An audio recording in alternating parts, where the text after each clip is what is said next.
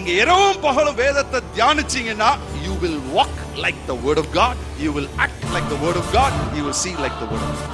அவர் இருக்கிற பிரகாரமாக நாமும் இவ்வுலகத்தில் இருக்கிறோம். வியாதி என்னை ஜெயிக்க முடியாது, பலவீனம் என்னை ஜெயிக்க முடியாது, ஏனா எனக்குள் ஒரு ஜீவன் ஓடிக்கொண்டிருக்கு. That same life is inside you. You are called to be a success.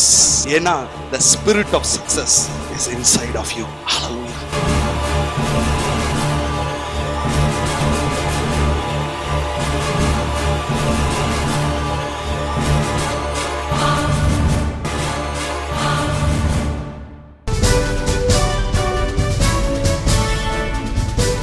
நான் உன்னை ஆக்கினைக்குள் தீர்க்கிறதில்லை என்கிற செய்தியே உங்களை இனி பாவம் செய்யாதபடிக்கு பலன் கொடுக்கிறதா இருக்கிறது. ஹல்லேலூயா, ஆமென். இந்த வேளையிலும் நீங்களும் நானும் தேவனுடைய வார்த்தையை கேட்கும்படியாக வந்திருக்கிறோம். தேவனுடைய வார்த்தை அது ஜீவனும் வல்லமையும் உள்ளதாக இருக்கிறது. ஆமென், ஹல்லேலூயா. ஒரு சில வசனங்களை நாம் இந்த காலை வேளையிலே நாம் வாசித்து தேவனுடைய வார்த்தையை தியானிக்க போகிறோம். லூக்கா எழுதின சுவிசேஷம் 24வது அதிகாரம் 13வது வசனம். அன்றைய தினமே அவர்களில் 2 பேர் எருசலேமுக்கு 7 அல்லது 8 மைல் தூரமான எம்மாவு என்னும் கிராமத்துக்கு போனார்கள். இந்த பகுதி எல்லாருக்குமே தெரிந்த ஒரு பகுதி தான். a well known passage in the Bible. அன்றைய தினமே, என்றைய தினமே அப்படின்னு பார்த்தீங்கன்னா, ஆண்டவராகிய இயேசு கிறிஸ்து அவர் மரித்து அடக்கம் பண்ணப்பட்டு அவர் 3ஆம் நாள் உயிர் தெழுந்தார். அவர் எப்போ உயிர் தெழுந்தார் என்று சொன்னால், வாரத்தின் முதலாம் நாள் இயேசு கிறிஸ்து உயிர் தெழுந்தார்.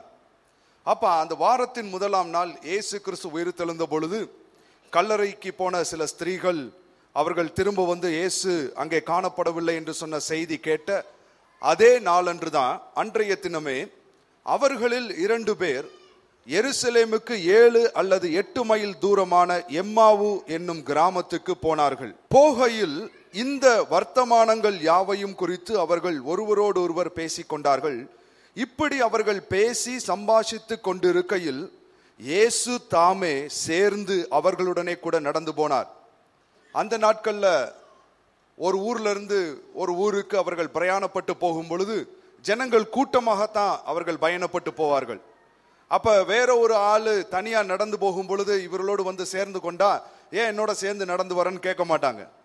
எல்லாரும் சேர்ந்து ஒன்றாக போகும் பொழுது கள்ளர் பயம், அந்த பல தீமைக்கு அவர்கள் விலக்கி காக்கப்படுவார்கள். ஆகினாலே அவர்கள் ஒருவரோடு ஒருவர் சேர்ந்து தான் நடந்து போவாங்க. அப்ப இவர்கள் 2 பேர் எம்மாவு கிராமத்துக்கு நடந்து போகும் பொழுது இயேசு கிறிஸ்துவும் அவர்களோடு கூட நடந்து போகிறார். நடந்து போகும் பொழுது நான் என்ன நினைக்கிறேன்னா, அது வரைக்கும் சத்தமா பல காரியங்களை பேசிக் கொண்டிருந்தவர்கள் உடனே என்ன பண்ணியிருப்பாங்க, மெதுவா பேச ஆரம்பிச்சிருப்பாங்க. அவருடைய முக துக்கத்தையும் இயேசு பார்க்கிறார். மெதுவாக பேசிக் கொண்டிருந்திருப்பார்கள். எல்லாவற்றையும் இயேசு அறிவார். ஆனாலும் இவங்க மெதுவா பேசின உடனே இப்ப பாருங்க 16வது வசனம். இயேசு அவரோட கூட நடந்து போகிறார். ஆனாலும் அவரை அறியாதபடிக்கு அவருடைய கண்கள் மறைக்கப்பட்டதாக இருந்தது. யார் கூட நடந்து வரான்னு தெரியல. 17வது வசனம். அப்பொழுது அவர் அவர்களை நோக்கி, இயேசுதான் முத சம்பாஷணை ஆரம்பிக்கிறார் அவளோடு கூட. நீங்கள் துக்க முகமுள்ளவர்களாய் வழி நடந்து ஒருவருக்கொருவர் சொல்லிக் கொள்ளுகிற காரியங்கள் என்னவென்று கேட்டார். What is the matter? அதான் அவர் கேட்கிற கேள்வி. அவர்களில் ஒருவனாகிய கிளையோப்பா என்பவன் பிரதியுத்தரமாக, இந்நாட்களில் எருசலேமிலே நடந்தவைகளை அறியாதபடிக்கு நீர் அந்நியராய் இருக்கிறீரோ என்றான். அங்க பாத்தீங்கன்னா 2 பேர் நடந்து போறாங்கன்னு போட்டிருக்கு. ஒருவனுடைய பெயர் என்ன பண்ணப்பட்டிருக்கு, சொல்லப்பட்டிருக்கு. அவனுடைய பெயர் என்ன? கிளையோப்பா. நிறைய பேருக்கு கிளையோப்பா கூட யார் போனதுன்னே தெரியாது. 2 சீஷர்கள் நடந்து போனாங்க. 2 சீஷர்கள் நடந்து போனாங்க. ஒருவன் பெயர் கிளையோப்பா என்று போடப்பட்டு இருக்கிறது. மற்றவரை குறித்து வேதத்திலே, அதாவது சொல்லப்படவே இல்லை என்று சொல்ல முடியாது, ஒரு இடத்துல சொல்லப்பட்டிருக்கு, மறைமுகமாக சொல்லப்பட்டு இருக்கிறது. நிச்சயமாக நான் நம்புகிறேன் அந்த நபர் தான் கிளையோப்பா கூட நடந்து போயிருப்பார். ஏன்னா ஒரு புருஷனுக்கு யார் நல்ல நண்பராக இருக்க முடியும் என்று நீங்க சொல்றீங்க? ஒரு புருஷனுக்கு நல்ல நண்பராக யார் இருக்க முடியும்? மிஸ்ஸஸ் மனைவி. 2 பேர் சொல்றது கரெக்டான்னு பார்ப்போம். யோவான் 19:25 வசனம். இயேசுவின் சிலுவையின் அருகே அவருடைய தாயும் அவருடைய தாயின் சகோதரி கிளையோப்பா மரியாளும் மகதலேனா மரியாளும் நின்று கொண்டிருந்தார்கள். அவன் நல்லா கவனிங்க, கிளையோப்பா மரியாள். என்னோட வைஃபுக்கு எப்படி சொல்லுவாங்கன்னா சோஃபி டேவிஸ் அப்படின்னு சொல்லுவாங்க. யூதர் பழக்கம் எப்படின்னு கேட்டீங்கன்னா ஆண் பெயர் வருது, கிளையோப்பா மரியாள். அப்ப மரியாளோட ஹஸ்பண்ட் பேர் என்ன? கிளையோப்பா. அப்ப கிளையோப்பாவை கூட அவங்க சொந்த வீட்டுக்கு எல்லாம் முடிஞ்சு போச்சு, இப்ப வீட்டுக்கு யார் போயிருப்பா? Husband and wife. அப்ப 2 சீஷர் போறாங்க, நடந்து போறாங்க தங்களுடைய சொந்த வீட்டுக்கு, எம்மாவுக்கு. சரிங்களா? 2 சீஷர்கள் என்று போடப்பட்டு இருக்கிறது. ஒரு காரியம் சொல்ல பாருங்க, இயேசு கிறிஸ்து யார் கூட நடந்து போனார்னா, அவங்க சித்தி சித்தப்பாவா இருக்கணும், இல்ல பெரியம்மா பெரியப்பாவா இருக்கணும், சொந்தக்காரங்க தான். அவருடைய தாயாகிய மரியாளுடைய சகோதரியாகிய கிளையோப்பா மரியாளோடு கூட நடந்து போயிருக்கிறார் இயேசு கிறிஸ்து. அப்பதான் கேட்கிறார், ஏன் துக்கமுகமா இருக்கிறீங்க என்று அவரிடத்துல கேட்கும் பொழுது அவர்கள் சொல்ல ஆரம்பிக்கிறார்கள். மீண்டும் லூக்கா 24க்கு வருவோம். அவர்களில் ஒருவனாகிய கிளையோப்பா என்பவன் பிரதியுத்தரமாக, இந்நாட்களில் எருசலேமிலே நடந்தவைகளை அறியாதபடிக்கு நீர் அந்நியராய் இருக்கிறீரோ என்றான். அவர் எவைகள் என்றார், தெரியாத மாதிரி கேட்கிறார். அதற்கு அவர்கள், நசரேயனாகிய இயேசுவை குறித்தவைகளே, அவர் தேவனுக்கு முன்பாகவும் ஜனங்கள் எல்லோருக்கும் முன்பாகவும் செய்கையிலும் வாக்கிலும் வல்லமையுள்ள தீர்க்கதரிசியாய் இருந்தார். நம்முடைய பிரதான ஆசாரியரும் அதிகாரிகளும் அவரை மரண ஆக்கினைக்குட்படுத்தி சிலுவையில் அறைந்தார்கள். அவரை இஸ்ரவேலை மீட்டு ரட்சிப்பவர் என்று நாங்கள் நம்பியிருந்தோம் என்று இவைகள் சம்பவித்து இன்று 3 நாளாகிறது என்று சொல்லுகிறார். அநேக காரியங்களை சொல்லுகிறார். அதுல அவர் என்ன சொல்றார் அப்படின்னு கேட்டீங்கன்னா, நாங்க இந்த இயேசு கிறிஸ்து தான் இந்த இஸ்ரவேல் ஜனங்களை மீட்டு ரட்சிப்பார். ஏன்னா இஸ்ரவேல் தேசம் என்கிற ஒரு தேசம், அது தேவனுடைய பார்வையிலே விலையேறப்பட்ட ஒரு தேசம். தேவனுடைய நகரம் எருசலேம் நகரம். அப்படிப்பட்ட ஒரு நகரத்தை ரோமர்களுடைய கரங்களிலிருந்து இந்த இயேசு கிறிஸ்து மீட்டு ரட்சிப்பார் என்று நாங்கள் நினைத்து கொண்டிருந்தோம். ஆனா அவர் செத்து போயிட்டாரு அப்படின்னு சொல்லும் பொழுது இயேசு கிறிஸ்து பிரதியுத்தரமாக அவர்களுக்கு பதில் சொல்லுகிறதை நீங்களும் நானும் 25வது வசனத்திலே பார்க்கலாம். அப்பொழுது அவர் அவர்களை நோக்கி, தீர்க்கதரிசிகள் சொன்ன யாவையும் விசுவாசிக்கிறதற்கு புத்தி இல்லாத மந்த இருதயம் உள்ளவர்களே, கிறிஸ்து இவ்விதமாய் பாடுபடவும் தமது மகிமையில் பிரவேசிக்கவும் வேண்டியதில்லையா என்று சொல்லி, நல்லா கவனிங்க, மோசே முதலிய சகல தீர்க்கதரிசிகளும் எழுதின வேத வாக்கியங்கள் எல்லாவற்றிலும், நல்லா கவனிங்க, ஒரு காரியத்தை சொல்றேன் பாருங்க. இயேசு கிறிஸ்து வாழ்ந்து மரித்து அடக்கம் பண்ணப்பட்டு 3ஆம் நாள் உயிரோடு எழுந்த பொழுது மத்தேயு, மார்க்கு, லூக்கா, யோவான், அப்போஸ்தலர் நடபடிகள், ரோமருக்கு நிருபம், 1 கொரிந்தியர் 2 கொரிந்தியர், இதெல்லாம் நிருபங்கள் எதுவும் கிடையாது. அப்பொழுது இருந்த வேத புத்தகம் என்ன அப்படின்னு கேட்டீங்கன்னா, மோசே எழுதின 5 ஆகமங்கள், அதன் பின்பாக வரக்கூடிய மற்ற ஆகமங்கள் தான். அந்த நாட்களிலே பழைய ஏற்பாடு மாத்திரம்தான் இருந்தது. இயேசு கிறிஸ்து அந்த பழைய ஏற்பாட்டு புஸ்தகத்திலிருந்து எதை காண்பித்தார் என்று சொன்னால், நியாயப்பிரமாணத்தின் புஸ்தகத்திலிருந்து எதை காண்பித்தார் என்று சொன்னால், தீர்க்கதரிசன புஸ்தகத்திலிருந்து எதை காண்பித்தார் என்று சொன்னால், சங்கீத புத்தகத்திலிருந்து எதை காண்பித்தார் என்று சொன்னால், அதை தான் இப்ப பார்க்க போகிறோம். மோசே முதலிய சகல தீர்க்கதரிசிகளும் எழுதின வேத வாக்கியங்கள் எல்லாவற்றிலும் தம்மை குறித்து சொல்லியவைகளை அவருக்கு விவரித்து காண்பித்தார். தம்மை குறித்து விவரித்து காண்பித்தார். இதான் இன்னைக்கு செய்தியினுடைய தலைப்பு. It is all about Jesus. அவரை பற்றிய வேத வாக்கியங்களை அவர் விவரித்து காண்பித்தார். இவர்கள் சொல்றாங்க, இஸ்ரவேலை இவர் மீட்டு ரட்சிப்பார் என்று நாங்க நினைச்சோம் சொன்ன உடனே இஸ்ரவேலை குறித்து சொல்லவில்லை, இஸ்ரவேல் ஜனங்களை குறித்து பேசவில்லை, மற்ற எந்த காரியத்தை குறித்தும் பேசவில்லை. அவர் தம்மை பற்றி விவரித்து சொன்னார். He talked about himself. So this book, this word of God is all about Jesus. இது இயேசுவை பற்றின ஒரு புத்தகம் என்பதை நீங்களும் நானும் மறந்துவிடக் கூடாது. இந்த பழைய ஏற்பாட்டு புத்தகத்திலே இயேசு எங்கே இருக்கிறார் என்று நீங்களும் நானும் கண்டுபிடிக்க வேண்டும். ஏன் கேட்டீங்கன்னா, பழைய ஏற்பாட்டின் புத்தகம் இயேசு கிறிஸ்துவை குறித்த வரைபடமாக வரைபாடமாக இருக்கிறது. A picture study, வரைபடமாக வரைபாடமாக இருக்கிறது. பழைய ஏற்பாட்டு புத்தகத்தில் நம்ம தேடி ஆராய்ந்து பார்ப்போம் என்று சொன்னால் எல்லாம் இயேசுவை பற்றினது. நம்ம நிறைய நேரத்தில் அதுல இருந்து நியாயப்பிரமாணத்தை எடுத்து பேசிக்கிட்டு இருப்போம், அதுல இருந்து பல தீர்க்க தரிசனங்கள் எடுத்து பேசிக்கிட்டு இருப்போம். ஆனா எல்லாவற்றின் பொருள், நிஜம், நிகழ்வு என்ன அப்படின்னு கேட்டீங்கன்னா இயேசு கிறிஸ்து என்பதை மறந்துவிடக் கூடாது. It is all about Jesus. பாருங்க, பழைய ஏற்பாட்டு புத்தகத்திலே நீங்களும் நானும் ஒரு கதாபாத்திரத்தை பார்க்க முடியும். ஏன்னா எல்லா கதாபாத்திரங்கள், பலி, தேவனுடைய கூடாரம், பண்டிகைகள், இவைகள் எல்லாவற்றிலையும் நீங்கள் இயேசுவை பார்க்க முடியும். அதை நான் விவரித்து சொல்றேன். பழைய ஏற்பாட்டில் ஒரு கதாபாத்திரம் இருக்கிறது, தாவீது, டேவிட், கிங் டேவிட். இந்த தாவீது பார்த்தீங்கன்னா வீட்டில் இருந்தான். வீட்டில் இருக்கும் பொழுது அவனுடைய தகப்பனாகிய ஈசா அவனை வரவழைத்து தாவீதை அவனுடைய சகோதரர்களிடத்தில் அனுப்புகிறான். இது ஏதாவது ஒத்து வருதா? ஏதாவது வரைபடம் உங்களுக்கு தெரியுதா?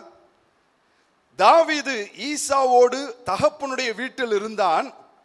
ஈசா பிதா, தகப்பன், குமாரனாகிய தாவீதை சகோதரர்கள் மத்தியிலே அனுப்புகிறார். அவங்கெல்லாம் யுத்த காலத்தில் இருக்கிறாங்க, சகோதரிடத்திற்கு அனுப்புகிறார். வேதம் சொல்லுகிறது, அவர் தமக்கு சொந்தமானவர்களிடத்தில் வந்தார்.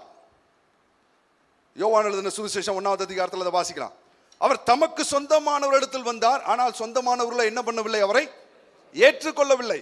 இப்ப தாவீது இடத்துல என்ன கொடுத்து விடுறாருன்னா, யுத்த களத்துல சகோதரர் இருக்கிறாங்க, 10 அப்பங்களையும் பால் கட்டிகள், சீஸ், 10 loaves and 10 cheese, அதாவது 10 அப்பம் 10 பால் கட்டி. பாருங்க, இந்த 10 எதை உணர்த்துகிறது என்று சொன்னால், பழைய ஏற்பாட்டை படிக்கும் பொழுது நீங்கள் அப்படிதான் படிக்கணும். ஒரு வரைபடம், அதுல சில எண்கள் எல்லாம் ஏதோ ஒரு காரியத்தை குறிக்கிறதாக இருக்கும்.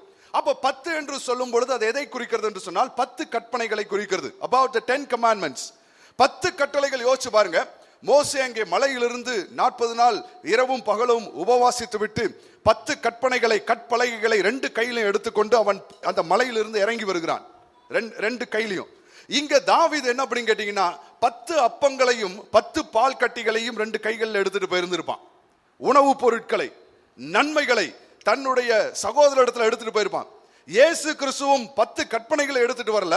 இயேசு கிறிஸ்து நன்மை செய்கிறவராக சுற்றி திரிந்தார். அவர் நன்மையை எடுத்துக்கொண்டு வருகிறார். பசித்தவர்களுக்கு ஆகாரத்தை கொடுக்கிறார். 5 அப்பம் 2 மீனை வைத்து 5000 பேரை போஷிக்கிறார். அவர் வியாதியஸ்தரை சுகமாக்குகிறவராய் சுற்றி திரிந்தார். பிசாசு பிடித்தவர்களை விடுவிக்கிறவராக சுற்றி திரிந்தார். நன்மை செய்கிறவராக, 2 கைகளிலும் நன்மை செய்கிறவராக, நன்மை உள்ளவராக அவர் இறங்கி வருகிறதை பார்க்க முடியும். அப்ப என்ன அப்படின்னு கேட்டீங்கன்னா, சகோதரத்துல தாவீது வருகிறார். தாவீதை என்ன பண்ணவில்லை? அவர்கள் ஏற்றுக்கொள்ளவில்லை. இயேசு கிறிஸ்துவும் நன்மை செய்கிறவராக வருகிறார். இயேசு கிறிஸ்துவையும் அவர்கள் என்ன பண்ணவில்லை? ஏற்றுக்கொள்ளவில்லை. பாருங்க, இன்னைக்கு ஒரு காரியத்தை நான் சொல்ல பாருங்க.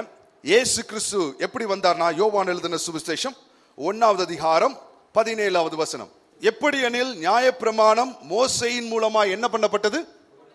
கொடுக்கப்பட்டது. நியாயப்பிரமாணம் மோசேயின் மூலமா என்ன பண்ணப்பட்டது? கொடுக்கப்பட்டது. டிஃபரண்ட், 2 பேரும் வெவ்வேறு. இப்ப நான் உன்னை கொடுக்கிறேன்னா அந்த பொருள் வேற, நான் வேற. கிருபையும் சத்தியமும் இயேசு கிறிஸ்துவின் மூலமாய் உண்டானது. அப்ப 2 பேரும் என்னது? கிருபையும் சத்தியமும் இயேசு கிறிஸ்துவின் மூலமாய் உண்டானது. அப்படின்னா அது எங்க முதல்ல இருந்தது? இயேசு கிறிஸ்துவுக்குள்ளதான் இருந்தது. அப்ப அது ஒரு நபரை குறிக்கிறது. நியாயப்பிரமாணம் கொடுக்கப்பட்டது, கிருபையும் சத்தியமும் இயேசு கிறிஸ்துவின் மூலமாய் வந்தது. ஆமென். கிருபையும் சத்தியமும் வேற யாரும் கிடையாது, சாட்சாத் இயேசு கிறிஸ்து தான். ஹல்லேலூயா. இன்னைக்கு நிறைய பேர் பிரிக்கும் பொழுது எப்படி பிரிக்கிறாங்க அப்படின்னு கேட்டீங்கன்னா, கிருபையையும் சத்தியத்தையும் பிரித்து பிரசங்கிக்கிறாங்க. அது தவறு என்பதை நான் சொல்லிக் கொள்ளுகிறேன். இங்க பிரிக்க வேண்டியது கிருபையும் சத்தியத்தையும் அல்ல. சில சொல்லுவாங்க இது கிருபை, இது சத்தியம் என்று கிருபையும் சத்தியத்தையும் பிரிச்சு சொல்லுவாங்க. கிருபையையும் சத்தியத்தையும் பிரிக்க முடியாது. ஏனென்று சொன்னால் இயேசுவை உங்களால் பிரித்து சொல்ல முடியாது, 2 ஒன்று. அப்ப இங்க என்னத்தை சொல்லப்பட்டிருக்கிறதுனா, இங்க நியாயப்பிரமாணத்தையும் கிருபை சத்தியத்தையும் பிரித்து சொல்லப்பட்டிருக்கிறது. நியாயப்பிரமாணம் இஸ் டிஃபரண்ட், அது ஒன்று. கிருபையும் சத்தியமும் ஒன்று, மற்றொன்று. அப்ப நியாயப்பிரமாணம் மோசேயினால் கொடுக்கப்பட்டது, கிருபையும் சத்தியமும் இயேசு கிறிஸ்துவின் மூலமாக வந்தது. சத்தியமாவது என்ன? சத்தியமாவது வசனமே சத்தியம், வார்த்தையே சத்தியம். வார்த்தை யார்? இயேசு கிறிஸ்துவே வார்த்தை. அவர் எப்படிப்பட்ட வார்த்தையாய் இருக்கிறார் என்று சொன்னால், பவுல் அப்போஸ்தலன் சொல்லுகிறான், நான் கிருபையின் சுவிசேஷத்தை உங்கள் மத்தியிலே பிரசங்கிக்கிறேன். அது வெறும் சத்தியம் கிடையாது, அது கிருபையின் சுவிசேஷம், கிருபையின் சத்தியம். அதை நீங்களும் நானும் பிரிக்க முடியாது. அந்த சத்தியமே ஒரு மனிதனை பரிசுத்தமாக்க கூடியதா இருக்கிறது. ஹல்லேலூயா. இந்த கிருபையின் சத்தியம் ஒரு மனுஷனை பரிசுத்தமாக்குமா? நிச்சயமாய் பரிசுத்தமாக்கும். நிறைய பேர் என்ன நினைக்கிறாங்கன்னா, நியாயப்பிரமாணம் தான் அப்படியே அடிச்சு நீங்கள் இந்த பாவத்தை செய்யக்கூடாது அப்படின்னு சொல்ல போகும்போதுதான் ஜனங்கள் அவர்கள் மனம் திரும்புவார்கள் என்று நினைக்கிறாங்க. இல்ல, கிருபையின் சத்தியத்தை பிரசங்கிக்கும் பொழுது ஜனங்கள் மனம் திரும்புதலுக்கு எதுவாக வருவார்கள். பாருங்க, யோவான் 8வது அதிகாரத்துல ஒரு பெண்மணி உபச்சாரத்திலே கையும் மையுமாக பிடிக்கப்பட்டாள்.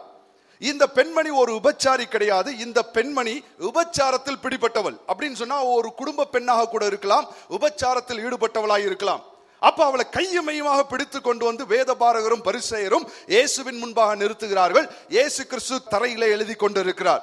அவர்கள் கேட்கிறாங்க, இவள் கையும் மையுமாக பிடிக்கப்பட்டால் மோசையின் ஆகமத்தின் பிரகாரமாக இவளை கல்லெறிந்து கொள்ள வேண்டும், நீர் என்ன சொல்லுகிறீர் என்று கேட்கிறார்கள். அவள் கேட்டதுக்கு ஒரு காரியம் என்ன அப்படின்னு கேட்டீங்கன்னா, இவரிடத்துல குற்றம் கண்டுபிடிப்பதற்காக கேட்கிறார்கள்.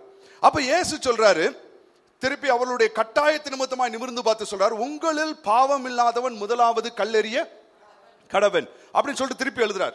பெரியோர் முதல் சிறியோர் வரை குற்றம் சாட்டப்பட்டவர்களா எல்லாரும் போயிடுறாங்க. இப்ப அந்த பெண்மணி மாத்திரம் நிக்கிறா. இப்ப இயேசு கிறிஸ்துவும் தலை நிமிர்ந்து பார்த்துட்டு சொல்றாரு, உன்னை குற்றப்படுத்தினவர்கள் எங்கே? ஒருவனும் உன்னை ஆக்கினைக்குள்ளாக தீர்க்கவில்லையா அப்படின்னு கேட்டுட்டு நிப்பாட்டுறாரு. ஏன்னு கேட்டீங்கன்னா, அவளை ஆக்கினைக்குள்ளாக தீர்க்கக்கூடிய தகுதியுள்ள ஒரே ஆள் இவர் ஒருத்தர் தான். ஏன்னா இவர்கிட்ட தான் பாவம் இல்லை. அப்ப முதலாவது கல்லெறிய தகுதியுள்ளவர் யாருன்னு கேட்டீங்கன்னா இவர் ஒருத்தர் தான்.